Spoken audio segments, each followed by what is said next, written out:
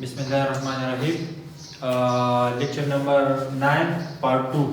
इससे पहले हमने मतलब वो पार्ट 1 डिस्कस की कि हमारे पास सीपीयू क्या चीज़ है। तो अभी हम आगे इंस्ट्रक्शन साइकिल इन सीपीयू कि हमारे पास सीपीयू में किस तरह इंस्ट्रक्शन प्रोसेस होता है, इसका साइकिल हमने डिस्कस करना है। पहला स्टेप कौन सा है, दूसरा कौन सा है, तीसरा कौन सा है, चौथा कौन है, मतलब हमारे पास जितनी भी स्टेप्स फॉलो होते हैं उसको हम फिर क्या कहते हैं, साइकिल कहते हैं। तो हम आगे इंस्ट्रक्शन साइकिल की तरफ के इंस्ट्रक्शन साइकिल से क्या मुराद है।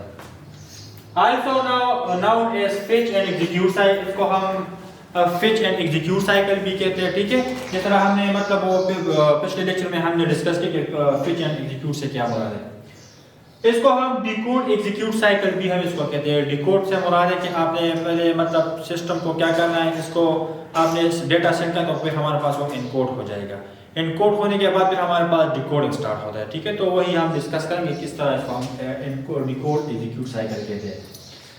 दूसरा पॉइंट इसमें ये है कि retrieve a programme instruction from its memory, वो मेमोरी से क्या करता है, रिट्रीविंग करता है। मतलब रैम में जो चीज आता है आपने इंस्ट्रक्शन जब भेजेंगे, जिस तरह आपने इनपुट दे दिया ठीक है सिस्टम को, तो ये हमारे पास मेमोरी में आता है। और मेमोरी से क्या होता है, टेम्परेरी मेमोरी या प्राइमरी मेमोरी में आते हैं। तो इंस्ट्रक्शन साइकिल इसी तरह के यहाँ से वो क्या करते हैं, प्रोग्राम यहाँ से रिट्रीविंग करता है। रिट्रीविंग से मुराद है कि वो फिर इसके ऊपर कुछ इंस्ट्रक्शन करता है और फिर वो इन आउट करता है। इन मतलब लेता है और आउटपुट दोबारा वो भेजता है। ठीक है, repeated continuously bye CPU from booting of computer till it shut down.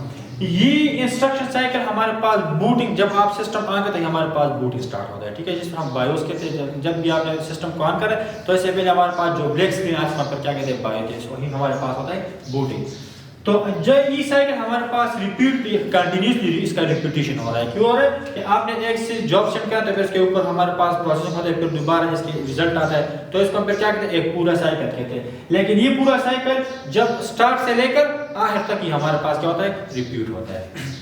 फिर इसके कुछ स्टेजेस है कि इंस्ट्रक्शन साइकिल में कितने स्टेज है। तो स्टेज यहाँ पे हमारा एक होता है fix instruction, decode instruction, execute instruction और स्टोर डेटा। ये हमारे पास 4 स्टेज है इसमें। तो सबसे पहले हम आते हैं फिच की तरफ के। फिच से क्या मुराद है, तो फिच से मुराद है कि आपने instruction Fitch from the memory address that is currently in the program counter and store in the instruction register. Fitch से ये मुराद है कि फर्ज कर ले यहाँ पे हमारे पास ये रैम है, ठीक है, और ये हमारे पास क्या होता है, ये हमारे पास प्रोसेसर होता है। तो यहाँ पे हमारे पास कैश है, कैश मेमोरी, और ये इसके साथ अटैच है, और फिर हमारे पास ये इसके साथ अटैच है। ठीक है, तो यहाँ पर हम आपने क्या करना है, यहाँ से आपने प्रोसेसर क्या करता है, इधर से आपने क्या करना है, आपने डेटा को इंस्ट्रक्शन को आपने फिच करना है, क्या करना है, और फिर ये फिच कहाँ पे हमारे पास सेंड होता है, प्रोसेसिंग के लिए। तो फिच इंस्ट्रक्शन से ये मुराद है कि जब भी यहाँ पे कोई एड्रेस से क्या होता है कि आपने डेटा रैम का जो काम है हमारे पास यहाँ पे इसके जॉब के ऊपर एड्रेसेस लगा दे, और वही एड्रेस पे हमारे पास इधर प्रोसेसिंग किया। तो ये फिच का क्या मतलब है कि इधर से आपने क्या करना है, डेटा को आपने फिच करना है प्रोसेसिंग करने के लिए। ठीक है, तो इससे ये मुराद है। तो प्रोग्राम काउंटर से क्या मुराद है कि यहाँ पर हमारे पास जितनी भी डेटा आए हैं इसको हम फिर काउंटर्स कहते हैं। मतलब job number 1, job number 2 up to job number n, number of job. तो इसको हम फिर क्या कहते हैं, प्रोग्राम काउंटर। तो आपने एक एक को क्या करना है, आपने फिच करना है, इसके ऊपर आपने प्रोसेसिंग करना है। और फिर आपने क्या करना है, इंस्ट्रक्शन रजिस्टर, आपने फिर रजिस्टर करना है कि आपने ये डेटा सेंड करना है, आपने ये डेटा सेंड करना है, आपने ये डेटा सेंड करना है। तो इसको हम फिर फिचिंग कहते हैं। दूसरा हमारे पास है डिकोड द इंस्ट्रक्शन। तो जब भी वहां से मतलब जब डेटा प्रोसेस हो तो फिर आपने दोबारा इधर से सेंड करना है, तो फिर आपने क्या करना है, इसको डिकोड करना है। डिकोड से क्या मुराद है, कंप्यूटर का जो प्रोसेसिंग का जो लैंग्वेज है हमारे पास लो लेवल लैंग्वेज है, सिर्फ वो 0-1 को अंडरस्टैंड करता है। ठीक है, तो आपने यहाँ पे क्या करना है, ये प्रोसेसिंग जो हमारे पास किधर हो रहा है, सारा कुछ 0-1 में, तो आपने ये 0-1 दोबारा आपने क्या करना है, आपने डिकोड करना है, आपने दोबारा दूसरी लैंग्वेज में कन्वर्ट करना है। हमारे पास क्या होता है, जो जिस तरह हमने यहाँ पे ए प्रेस करा तो ए के लिए आपने प्रोसेसिंग में हमारे पास इसका एक 0-1 कोड होता है। ठीक है, मतलब वो प्रोसेसिंग को अंडरस्टैंड करता है। लेकिन आपने वो ही 0-1 दोबारा क्या करना है, आपने डिकोड करना है, आपने इंस्ट्रक्शन को दोबारा डिकोड करना है। तो ये हमारे पास दूसरा स्टेज है इसमें। इंटरप्रेट द इंस्ट्रक्शन, वो क्या कहते हैं, वो यहाँ पे आपने एज अ ट्रांसलेटर काम करता है। क्या कहते हैं, ट्रांसलेटर, मतलब 0-1 को फिर हाई लेवल में और हाई लेवल को फिर दोबारा किस लैंग्वेज में, लो लेवल लैंग्वेज में कन्वर्ट करते हैं।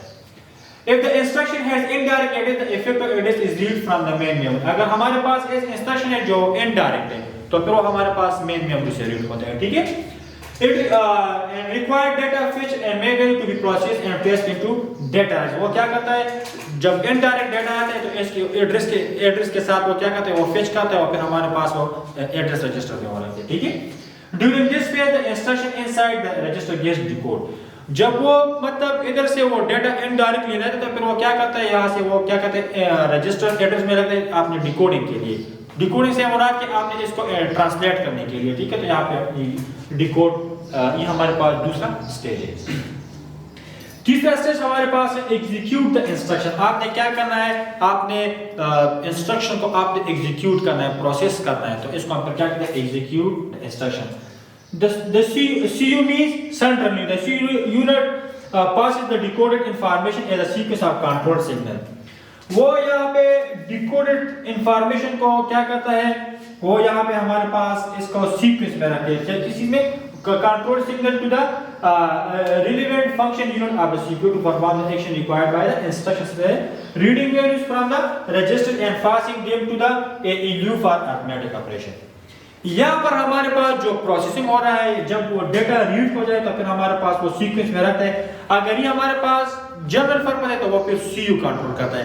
अगर ये हमारे पास मैथमेटिक्स है तो फिर हमारे पास वो एलयू परफॉर्म करता है। ये हमारे पास होता है एग्जीक्यूट द इंस्ट्रक्शन, क्योंकि ये हमारे पास यहाँ पे रैम में दो चीज होते हैं, एक होता है सीयू और दूसरा होता है एलयू। ये हमारे पास जनरल पर्पस के लिए और ये हमारे पास मैथमेटिक्स पर्पस के लिए। तो मैथमेटिक्स पर्पस के लिए जब भी है तो फिर हम आपके एलयू में मतलब प्रोसेस करें, एग्जीक्यूट करें। अगर हमारे पास जनरल पर्पस है तो फिर हमारे पास यहाँ पे सीयू में वो का एग्जीक्यूट होता है। लास्ट में हमारे पास होता है स्टोर रिजल्ट। आपने क्या करना है, रिजल्ट को आपने स्टोर करना है। क्या करना है, स्टोर करना है। तो the result store generated by the operation is stored in the main memory. जब भी आपने क्या करना है, आपने मतलब चीज को प्रोसेस करना है तो फिर हमारे पास इसका रिजल्ट मेन मेमोरी में स्टोर होता है। क्यों स्टोर होता है कि आपने यहाँ से दोबारा आपने सेंड करना है, एज आउटपुट आपने डिस्प्ले करना है। तो इसी वजह से हमें दोबारा क्या करना है, इसको मेन मेमोरी में हमने वो क्या करना है, सेंड करना है और हमारे पास वो आउटपुट डिवाइस पर फिर वो सेंड करता है कि ये आज आपका आउटपुट हो गया। But this condition is not required. लेकिन ये कंडीशन हमारे पास हर टाइम ये हमारे पास अवेलेबल। कुछ ऐसी इंस्ट्रक्शन हो जो हमारे पास बैकएंड पे हो, लेकिन हमारे पास वो एज आउटपुट नहीं आते, क्योंकि आपने क्या करना है, सारा कुछ इंटरनली आपने क्या करना है, कंपोनेंट्स के थ्रू करना है, जिस तरह हम रजिस्टर वगैरह या बसेस वगैरह कहते हैं, ठीक है? इसका साइकिल ये कि सबसे पहले हमारे पास फिचिंग होता है, फिचिंग के बाद डिकोडिंग, डिकोडिंग के बाद दोबारा हमारे पास क्या होता है, एग्जीक्यूट होता है। तो ये हमारे पास एक साइकिल इस तरह होता है। सबसे पहले आपने फिच करना है डेटा, फिर आपने इसको डिकोड करना है और डिकोडिंग करने के बाद आपने क्या करना है, दोबारा आपने प्रोसेसिंग, मतलब इसको आपने एग्जीक्यूट करना है या प्रोसेस करना है या इसके ऊपर आपने काम करना है। दूसरा जो हमारे पास होता है हेडिंग है six and risk architecture.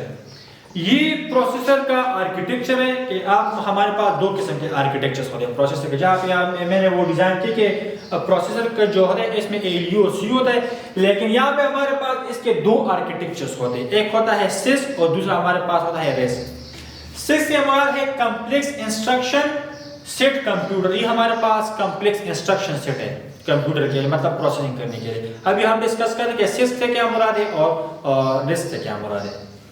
System slow पर इंस्ट्रक्शन, ये हमारे पास ऐसा प्रोसेसर आर्किटेक्चर है कि वो हमारे पास प्रोसेसिंग स्लो करता है, सिस्क।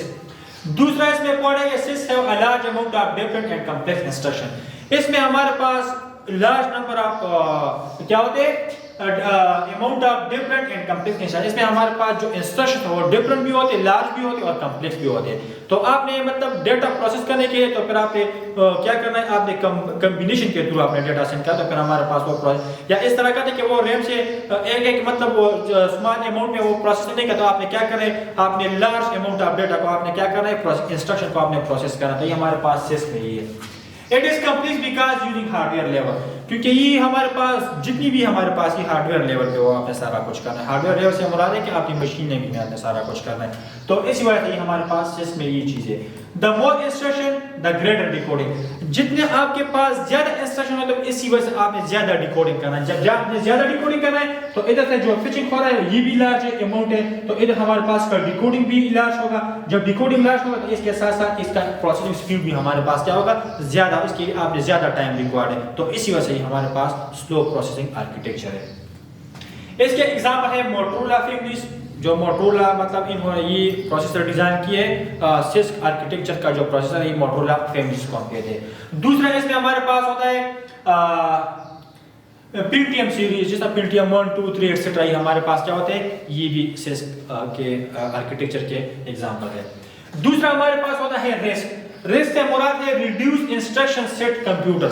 एक होता है सिस्क, आपने क्या करना है, आपने एक कॉम्प्लेक्सली आपने सेट को क्या करना है, इंस्ट्रक्शन आपने सेट करना है कंप्यूटर। दूसरा हमारे पास होता है रिड्यूस, ये मतलब सिस्क से एडवांस टेक्नोलॉजी है, ठीक है, एडवांस आर्किटेक्चर है। अभी हम डिस्कस करते हैं कि रिस्क से क्या मुराद है। It is microprocessor architecture that is designed to perform smaller number of instructions. Six में आपने क्या करना है, आपने लार्ज अमाउंट ऑफ डेटा को आपने क्या करना है, आपने इंस्ट्रक्शन को आपने क्या करना है, फिच करना है, डिकोड करना है, एग्जीक्यूट करना है। इसके लिए टाइम भी रिक्वायर्ड है, वो जल्द हीट अप हो जाते हैं और इसके साथ साथ प्रोसेसिंग स्पीड भी हमारे पास हुए। लेकिन रिस्क में आपने क्या करना, वो instruction amount large amount of data को आपने क्या कर दिया, रिड्यूस कर आपने पैकेट्स में या स्मॉल मतलब आपने स्मॉल इंस्ट्रक्शन को आपने क्या करना है, स्मॉल अमाउंट ऑफ इंस्ट्रक्शन आपने क्या करना है, सेंड करना है या प्रोसेस करना है। दूसरा है develop in 1980s as a reaction of CISC. ये 1980s में मतलब डेवलप हुआ है क्योंकि सिस्क के ऊपर मतलब काफी कमेंट्स या फीडबैक्स आए थे कि ये स्लो है या हीट अप है या कास्टली है, जो भी है, तो हमारे पास इसकी वजह से इसके रिएक्शन के ऊपर हमारे पास क्या हो गया, रिस्क डेवलप हो गया 1980s में। Risk has limited and simple set instruction. Risk में हमारे पास लिमिटेड भी इंस्ट्रक्शंस होते हैं और सिंपल होते हैं। जहां पे हमारे पास कॉम्प्लेक्स है रिस्क में, सिस्क में, तो इसके लिए टाइम रिक्वायर्ड है। यहाँ पर हमारे पास जो इंस्ट्रक्शंस होते हैं वो लिमिटेड है और इसी वजह से इसका टाइम कंज्यूमिंग हमारे पास कम है और प्रोसेसिंग भी ज्यादा है। RISC allow more freedom to use the space on a micro processor.